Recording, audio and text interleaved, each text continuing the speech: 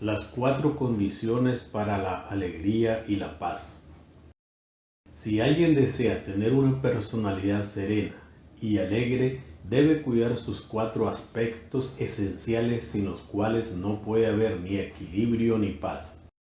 Son la salud mental, la salud espiritual, la salud física y la salud emocional. Una de las más graves tragedias de nuestro tiempo es que los humanistas ateos instalados en colegios, universidades, periódicos, televisión, cine y demás medios de comunicación han hecho un lavado cerebral tan desastroso a nuestra gente que muchas personas han llegado a imaginarse que son simplemente animales, sin dimensión espiritual ni sobrenatural, destinados a vivir gorditos y bien atendidos en esta vida, como los pollos de un gallinero o los cerdos de una pocilga muy bien tenida, o las vacas de un establo a todo full, y nada más, sin proyección hacia la eternidad ni deberes para con un Dios creador y juez. Y esto trae una penosa consecuencia, que la mayoría de la gente cuenta ahora con muy pocas reservas espirituales de las cuales poder disponer en un tiempo de congoja mental, emocional o física. Y ese gigantesco vacío de Dios que hay en la gente actual complica seriamente sus problemas y dificulta inmensamente su curación. En lo espiritual siempre el vacío invita al desastre. Por eso cuando se está vacío de Dios y de principios espirituales, se va camino al fracaso. El día en que murió el famoso y popularísimo pontífice Juan XXIII, murió también a la misma hora y del mismo mal, cáncer dolorísimo en el estómago, un actor de cine archimillonario que había actuado en más de 50 películas. Y mientras el Papa Santo, agarrándose a su colchón para poder soportar los terribles dolores de su cáncer, exclamaba pacíficamente: Cristo, todo por ti y por la salvación de los pecadores, y moría rezando fervorosamente el Padre Nuestro. En cambio, el otro allá en la clínica, sufriendo los mismos atroces dolores, mientras la enfermera se retiró un momento para traerle un remedio, abrió el cajón de su mesa de noche, sacó una pistola y se pegó un tiro en la sien. No tuvo reservas espirituales que le ayudaran a superar esta terrorífica ocasión. Los 4 frentes que hay que curar. Nosotros tenemos 4 elementos que nos pueden hacer felices o infelices. 1. Lo físico. Tiene una gran importancia y de su buena conservación depende mucho el grado de alegría que tengamos. Pero no es lo más importante. Sobre el físico ejercen un control decisivo nuestras emociones. 2. Lo emocional. Es nuestra reacción ante el amor y el odio. Esta reacción no se produce principalmente en el corazón, sino especialísimamente entre las 2 sienes, en el cerebro. Allí está la computadora electrónica más perfecta, que influye en todo nuestro físico y en lo intelectual. Cada emoción que llega o sale del cerebro influye en toda nuestra personalidad. Si la persona está emocionalmente en paz, todo su cuerpo puede funcionar normalmente. Si emocionalmente la persona está perturbada, todo su físico sentirá tan dañosa influencia.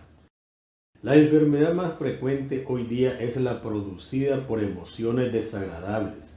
Los médicos dicen que el 85% de las enfermedades de la gente se deben a perturbaciones emocionales, a emociones desagradables. Por ejemplo, cardiopatía, hipertensión, úlcera, asma y ciertas clases de artritis, jaquecas, acidez, etc. disminuirán de una manera increíble si la gente dejará de estar perturbada emocionalmente. Todo deprimido empieza a sentirse achacoso con su salud física si su depresión se prolonga por largo tiempo. Las emociones no llegan sin más ni más. Ellas nacen en nuestro cerebro. Por ejemplo, está usted perfectamente bien y le dicen de un momento a otro que salga al escenario a dirigir unas palabras a la multitud. Sentirá que le aumentan las palpitaciones del corazón, que le salen gallos al hablar, porque las glándulas salivales a causa del susto dejan de segregar y siente seca la garganta, etc. Eso se llama una emoción. Una emoción muy peligrosa es la preocupación. Por ejemplo, tenemos una deuda que pagar y no se ve de dónde sacar el dinero. Hay que presentar un examen difícil. Hay una enfermedad en un ser querido que amenaza con tener graves consecuencias. Comenzamos a preocuparnos y esa emoción, si dura un tiempo prolongado, nos produce efectos dañosos en nuestro físico y puede traer enfermedades. Afortunadamente, las emociones pueden ser controladas por un poder superior, la mente. Vamos a estudiarla. Número 3. La mente. Nuestra mente, nuestro cerebro, es la más perfecta máquina calculadora que existe en esta tierra. Ninguna otra la puede superar y ni siquiera igualar. La capacidad de memoria de la mente humana es casi increíble. La mente subconsciente guarda en su archivo los pensamientos que hemos elaborado, las escenas que hemos visto, los sonidos que hemos escuchado. Es asombroso comprobar cuántos detalles íntimos retiene la memoria. Pero hay un dato muy especial, que son poquísimas las personas que utilizan más del 10% del potencial que tienen en la mente. Somos lo que pensamos, o sea, que de nuestros pensamientos dependen nuestros sentimientos. Todo lo que elaboramos en la mente provoca una respuesta en nuestras emociones. La ventana para llegar a la mente son los 5 sentidos. Lo que llega a la mente por medio de los ojos, de los oídos, etc. provoca una respuesta en el corazón, o sea, en las emociones. Por ejemplo, una lectura, si es pornográfica, pasa de la mente a las emociones y enciende las pasiones, las cuales empujan al cuerpo hacia el pecado. Por el contrario, si la lectura es formativa, provoca emociones nobles que empujan a toda la persona hacia las buenas obras y hacia la conducta noble. Muchísimos individuos que hoy son víctimas de más tiranizantes pasiones sexuales declaran que fueron estimulados hacia el vicio por medio de lecturas pornográficas y cines excitantes o programas sensuales de televisión. Y lo mismo han dicho muchísimos que se han dedicado a la violencia y al crimen. Su estímulo hacia el salvajismo les vino de películas y lecturas excitantes. En cambio, hay en la historia antigua y aún más en la presente una cadena interminable y altamente consoladora de ejemplos de grandes personajes y también de gente muy sencilla que reconocen como primer escalón para su vida de santidad, de heroísmo y de consagración total al bien de los demás, una lectura formativa.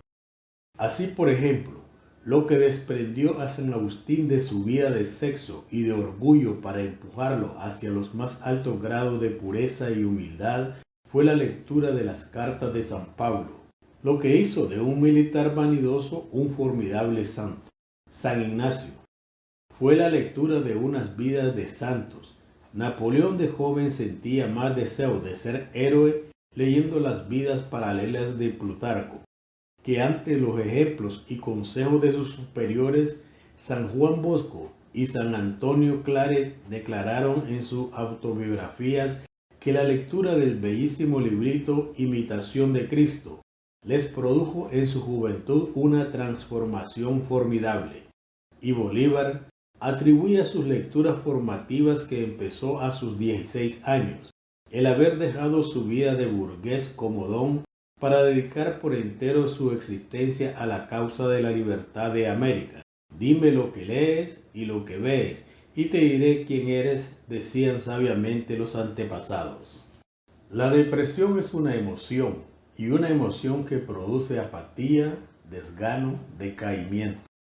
Desde el momento en que la mente llegan causas que producen depresión, esta empieza a producirse. Por eso, más importante que averiguar cómo curar los síntomas de la depresión, apatía, insomnio, decaimiento, etc., es lograr controlar la mente para que no permita que la depresión llegue al individuo. Pero ¿cómo conseguir esto? Vamos a ensayarlo. Un gran remedio, la terapia espiritual. Hay pocas personas que poseen el suficiente vigor mental para dominar sus actitudes negativas y producir siempre emociones positivas que lleven al cuerpo a un normal funcionamiento. El número de estas personas es mínimo. La mayor parte de la gente necesitan ayuda externa para superar su inclinación a las actitudes negativas y para no ser esclavos de su debilidad mental. Hay millones de individuos que han tratado su depresión con medicamentos. Muchos han recibido la electroterapia y son incontables los que hacen fila para recibir psicoterapia de psiquiatras muy costosos. Pero una inmensa multitud de esos pacientes reconocen que los resultados obtenidos han sido negativos. Para estas personas solo queda un remedio, la terapia espiritual. ¿Cree usted que un campeón mundial de boxeo subirá al ring a defender su título con un ojo vendado por esparadrapos? Pero ese es gratificantemente el espectáculo que se presenta hoy en la lucha contra la depresión. Los individuos se presentan al combate con un ojo vendado. No han abierto los ojos para ver el enorme poder que se encuentra en la vida espiritual. Y por presentarse en la batalla mirando solamente con el ojo de lo material, son noqueados sin compasión por la depresión, la ira, el temor y todos los demás compartidarios de la tristeza. Hay un vacío que complica mucho la victoria en este campo. Es el vacío de Dios, de vida espiritual. Hubo una vez un sabio famoso llamado Pascal, y él repetía: en el corazón de todo individuo hay un inmenso vacío. Ese vacío ha sido creado por Dios y solo Dios puede llenarlo. Es imposible que alguien encuentre su paz y tranquilidad perfectamente si no se basa en principios espirituales. Todos somos naturalmente espirituales. Viaje usted por cualquier sitio del mundo donde hay excavaciones de civilizaciones muy antiguas. En todas se encontrará que los principales edificios eran templos para orar a la divinidad. ¿Por qué? Es que todo ser humano tiene un instinto natural que lo mueve a adorar a Dios. Ese instinto se lo regaló el mismo Creador. Lea usted las estadísticas de Rusia hechas por el mismo gobierno comunista, después de haber durado 70 años tratando de hacer que los ciudadanos olvidaran que existe Dios. ¿Qué decían en 1985? De cada 10 niños que nacen en Moscú, 7 son bautizados. ¿Por qué? Es que el hombre es incurablemente religioso. En la escuela, en el colegio, en la universidad, en la televisión, en la radio y prensa decían que Dios no existe. Pero en su hogar y en lo profundo de su alma se decía: si existe Dios y toda la creación está proclamando su existencia. Todo ser humano experimenta en su cuerpo hambre y sed, en su espíritu una necesidad especial de que sí exista Dios. Aún los más estrepitosos ateos sienten en ciertos momentos de su vida que sus protestas que Dios no existe son de labios para afuera, más que de su verdadero corazón. El escritor Calibán narraba que en su primer viaje en barco a Europa, a principios de este siglo, uno de los pasajeros declaraba, pavoneándose en el muelle antes de subir al navío, que él era completamente ateo. Pero en pleno viaje, en medio de la más pavorosa tempestad, cuando las olas tenían casi 100 metros de altura y jugaban con el barco como un muñequito, el antes incrédulo se arrodillaba y gritaba: «Dios mío, sálvanos». Se le acercó entonces Calibán y le preguntó: «¿Pero usted no decía en el puerto que era ateo?». «Sí», respondió el otro, «yo soy ateo, pero en tierra firme. En alta mar sí creo en Dios». Afortunadamente, aún en estos casos se cumple la promesa del bellísimo Salmo: «Clamaron al Señor en su apuro, y Él los libró de sus angustias». Salmo 106, 44. Cuando el terremoto en San Francisco, un hombre junto a una estación de gasolina exclamaba: «Yo soy ateo, yo no creo en Dios». Pero luego empezó a temblar horrorosamente y el pobre hombre de rodillas gritaba: «Dios mío, perdóname». Se le acercaron y le preguntaron: «¿No decía usted que es ateo?». Y él respondió: «Yo sí soy ateo, pero cuando no hay terremoto». Para cuando llegan los terremotos espirituales que nos quieren llevar a la depresión, entonces sobre todo es cuando necesitamos demostrar que no somos ateos y que sí creemos en Dios y que esperamos en su valiosa ayuda.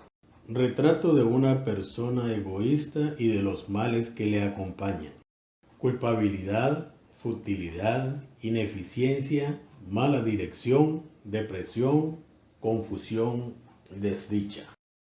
Sobre el trono de mando está el egoísmo. Esto significa que la persona está tomando sus propias decisiones según su antojo, independientemente de lo que Dios manda. Esto le lleva a progresivos grados de frustración e inutilidad.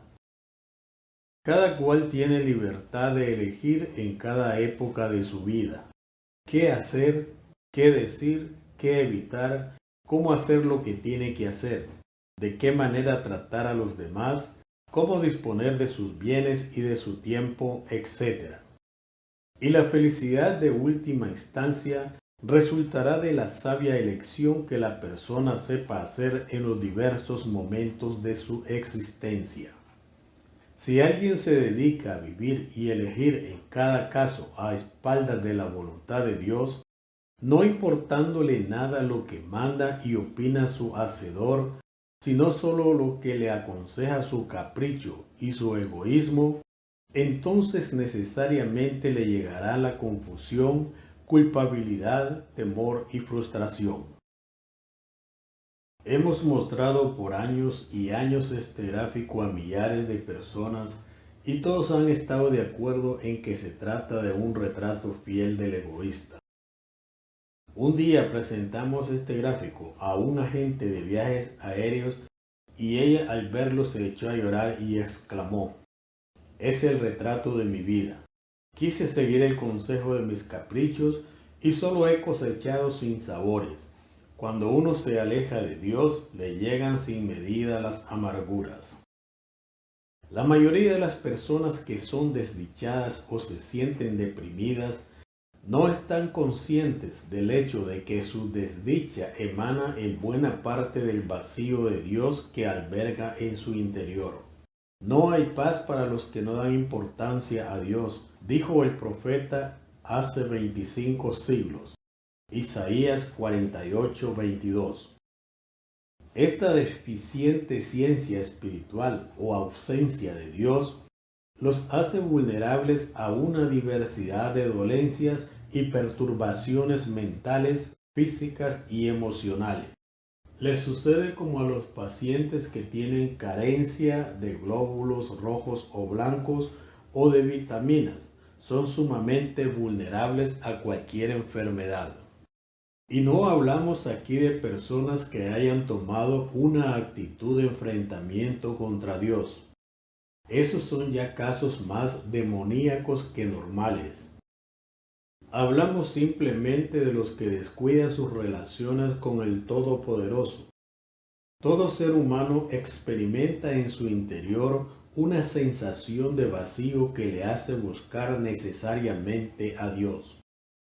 Ya lo dijo San Agustín en frases famosas: ¿no creaste, oh Señor, para ti, y nuestro corazón andará inquieto mientras no logre encontrarte? Billy Graham, famoso orador, dice: en muchísimos lugares donde hay depresión y peleas, lo que se necesita es una tercera persona, Dios. Algunos creen que la depresión y la tristeza se irán si cambian de apartamento, de ciudad o de oficio, y no va a ser quizá así. Lo que necesitan es dejar intervenir a Dios en su favor, llamarlo a que sea Él la tercera persona en su hogar, hacer la paz con Él, y Él será el más hábil médico para conseguirles paz y felicidad. Quien se aleja de Dios carece de los recursos espirituales que necesita para lidiar los problemas que su propio egoísmo le anda creando. Ya en el paraíso terrenal, cuando Adán y Eva resolvieron que lo importante era hacer lo que les antojaba a ellos y no lo que mandaba Dios, hirieron mortalmente su vida espiritual, y esa herida espiritual ha sido transmitida de generación en generación, y hoy sentimos todos sus amargos dolores y sus tristes consecuencias. Es verdad que uno logra alcanzar aún materialmente felicidades momentáneas, pero las pecaminosas, son como la felicidad que siente el pez cuando ve la carnada. Se le acaba al poco rato cuando siente el anzuelo destrozándole la garganta. Y las otras, las indiferentes, duran como la flor de un día, y casi siempre menos. Nadie logrará una felicidad duradera hasta tanto no le conceda a Dios el puesto número 1 en su vida espiritual. Y aquel que se encapriche en querer obrar sin darle importancia a lo que Dios quiere y puede, jamás conocerá un gozo duradero, ni contará con el poder para controlar los aspectos más débiles de su naturaleza. Jesús prometió: os doy mi paz, y solo Él puede darla. Si Él no las regala, es inútil tratar de conseguirla en otras fuentes. Por eso la mejor noticia es la siguiente. ¿Hay alguien que llena este vacío tan inmenso? Jesucristo es el extraordinario y único remedio para llenar el vacío de Dios que todo ser humano lleva consigo. Él lo dijo claramente: he venido para que tengan vida y la tengan en abundancia. Juan 10:10. La vida abundante que Él ha prometido con su palabra, que nunca falla, no solo llena el vacío de Dios, sino que concede el poder para eliminar la depresión y otros problemas emocionales. Contrariamente a lo que algunos creen, Jesucristo no viene automáticamente, sin más ni más, a vivir en el alma de cada uno. Él llama primero a la puerta del Espíritu y dice: he aquí que estoy a la puerta y llamo. Si alguno oye mi voz y abre mi puerta, entraré a su espíritu y viviré con él. Apocalipsis 3:20. Jesús llama por medio de su Espíritu Santo y de las palabras de la Sagrada Biblia, y de los sacerdotes y de otras personas y libros que hablan debidamente a nuestra alma. Cuando una persona es consciente que necesita absolutamente de Dios, de que sin Él todo es vacío y nulidad, y que su obrar en contra de la divina voluntad es una verdadera locura, entonces sí puede llamar a Cristo a su vida, y Él acudirá prontamente a su llamada, conforme lo ha prometido. Jamás el Redentor tumba la puerta del alma de nadie. Si no se le invita, se queda fuera. Jamás Jesucristo forza su entrada en la vida de las personas, pero tampoco deja nunca de llegar al alma de quien lo invita. Y en el instante en que Jesús llega al alma de un cristiano, la vida espiritual de este amigo suyo da un salto inmenso hacia el progreso. Se le forma una conciencia de fidelidad hacia Dios y se le aumenta la capacidad para enfrentar los problemas de la vida, incluido el de la depresión.